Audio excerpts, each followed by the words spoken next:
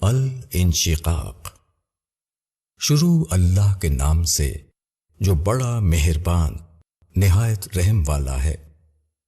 جب آسمان پھٹ جائے گا اور وہ اپنے رب کا حکم سن لے گا اور وہ اسی لائق ہے، اور جب زمین پھیلا دی جائے گی اور وہ اپنے اندر کی چیزوں کو اگل دے گی اور خالی ہو جائے گی، اور وہ اپنے رب کا حکم سن لے گی اور وہ اسی لائق ہے۔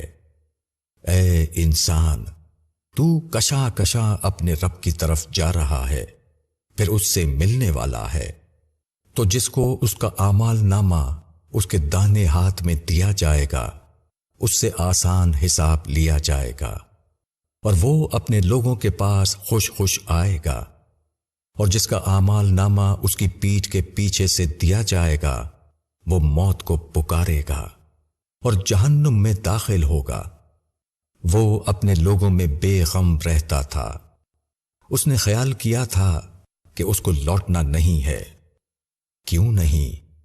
اس کا رب اس کو دیکھ رہا تھا۔ پس نہیں، میں قسم کھاتا ہوں شفق کی اور رات کی اور ان چیزوں کی جن کو وہ سمیٹ لیتی ہے، اور چاند کی جب وہ پورا ہو جائے، کہ تم کو ضرور ایک حالت کے بعد دوسری حالت پر پہنچنا ہے۔